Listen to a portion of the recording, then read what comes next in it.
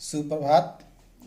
मैं डॉक्टर दिनेश पाल, सहायक प्राध्यापक हिंदी विभाग, नंदलाल सिंह महाविद्यालय, जैतपुर, दाऊदपुर,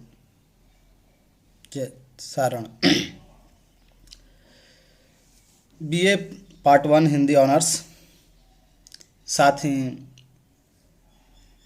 इस सब्सिडरी में बीए पार्ट 1 पार्ट 2 में विद्यापति को पढ़ना है, अर्थात पाठ्यक्रम में रखे गए हैं विद्यापति, पढ़ना भी है और पढ़ाना भी है। तो मैं आज संक्षेप में विद्यापति के बारे में बात करूंगा, जिसमें विद्यापति का साधारण परिचय मात्र होगा।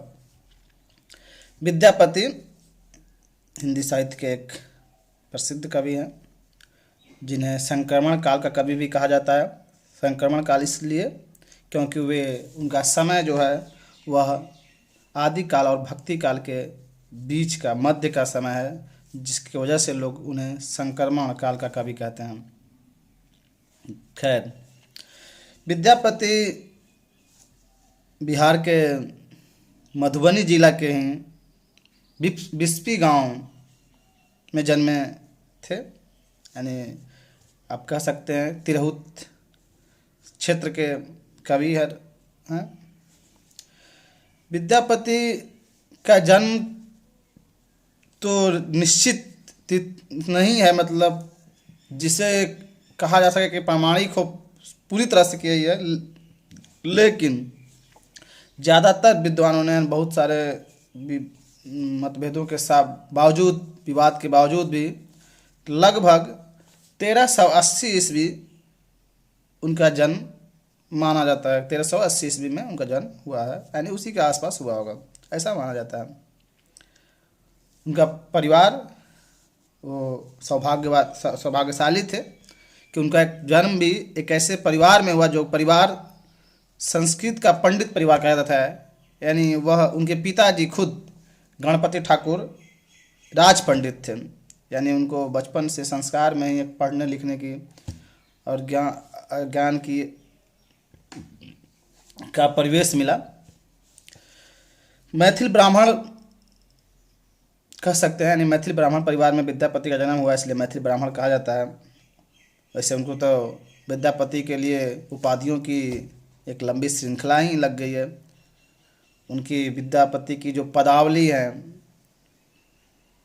जो कि पदावली के आधार पर उन्हें मैथिली कोकिल तक कहा गया। उनके प्रिय जिसके दरबार में रहते थे, यानी आश्रयदाता भी कह सकते हैं, लेकिन मित्र जैसा ही व्यवहार कहा जाता कि रहा है उनका, वो शिव सिंह, वह भी उन्हें अभिनव जयदेव की उपाधि से शोभित किए। इसके अलावा बहुत सारे उनको उपाधियां मिलती रही, कवि रंजन, कवि शेखर, कवि कंठाहार, नव कवि शेखर, तमाम प्रकार के ऐसे।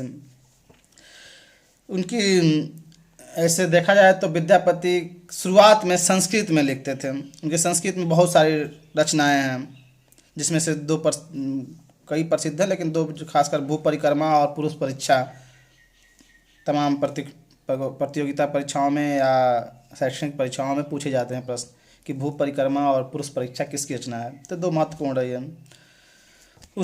उसके साथ ही उन्हें उनकी जो प्रसिद्ध रचनाओं में संस्कृत के साथ साथ संस्कृत, अवहट और मैथिली 3 भाषा में विद्यापति लिखे हैं। अवहट में उनकी 2 रचना है, कीर्तिलता और कीर्तिपताका, और यह दोनों रचनाएं शिव सिंह और कीर्ति सिंह, जो कि दोनों राजा थे, लगभग मतलब भाई थे दोनों, जिनके तारीफ में या कहें कि उनकी वीरता की प्रशंसा करने में, उनकी ओजस्वी गुण को लेकर, उनके साहस को लेकर विद्यापति ने लिखा रचा, यानी उसमें पूरी तरह से उनके समकालीन स्थिति का, परिवेश का, राजाओं के बीच का संबंध का वर्णन किया गया है, जो अवध भाषा में है।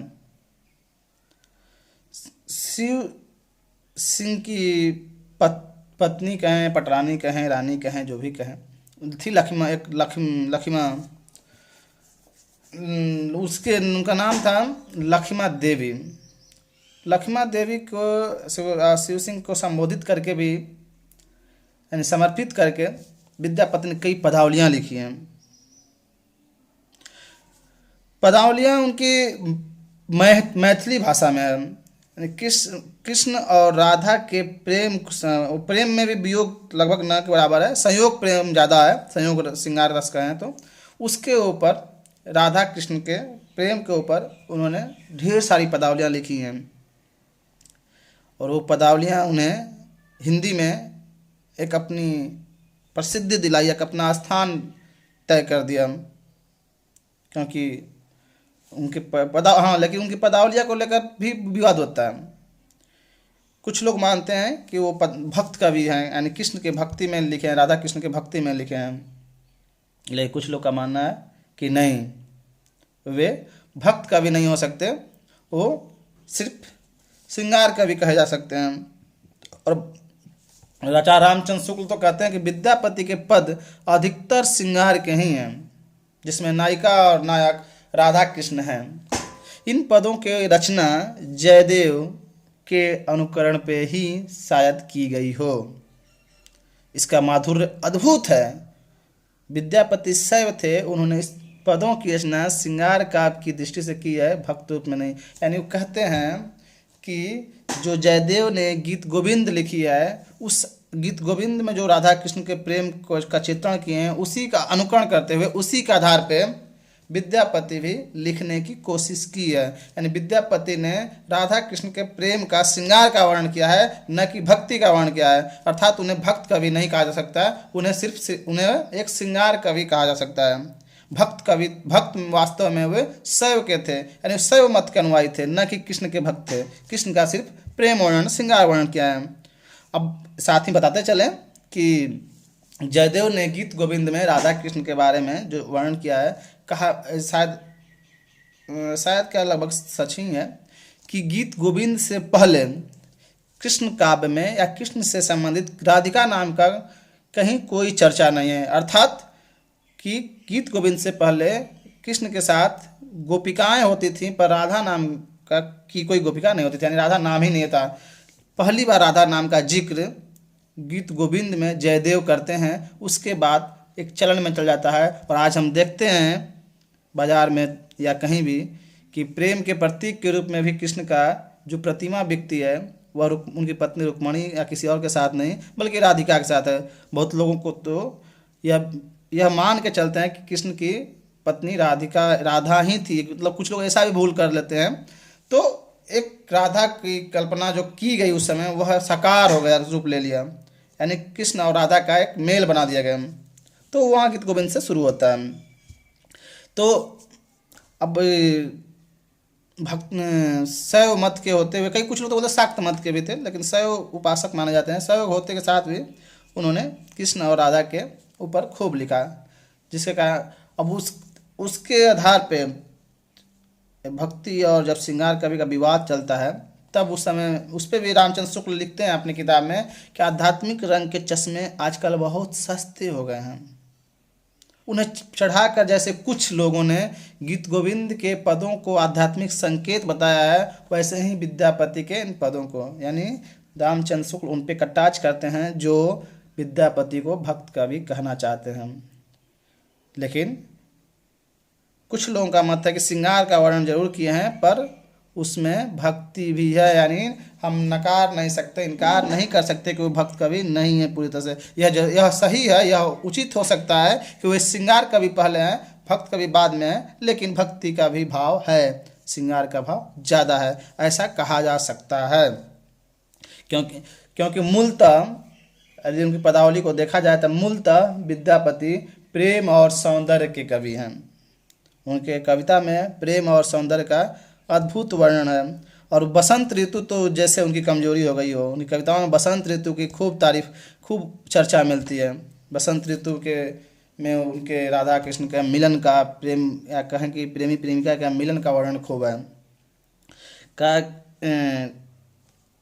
विद्यापति के बारे में एक पंक्ति यह भी है, लोग कहते हैं कि विद्यापति का जो जीवन सिद्धांत या रचना सिद्धांत या सैद्धांतिक वाक्य कहें तो यह था कि यौवन के दिन ही गौरव के दिन हैं।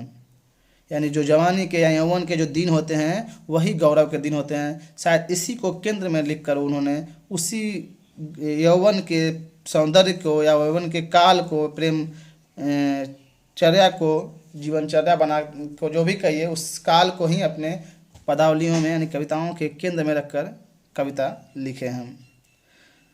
उनके गीत भी मैं आज भी मैथिली में उनके गीत बहुत सारे गाए जाते हैं, तो गीत भी लिखे हो। अब उनके मृत्यु के समय को लेकर भी कोई निश्चित तिथि तय नहीं की जा सकी है, लेकिन लोग अनुमान लगाते हैं कि लगभग वो 1448 ईस्वी के आसपास उनकी पंक्तियों, उनकी राजाओं के, शिव सिंह के कुछ घटनाओं को लेकर जोड़ा जाता है कि 1447 ईस्वी के आसपास उनकी मृत्यु हुई होगी। तो यह रहा विद्यापति का सामान्य परिचय। अब उनकी हम कविताओं की व्याख्या अगले वीडियो में करेंगे। धन्यवाद।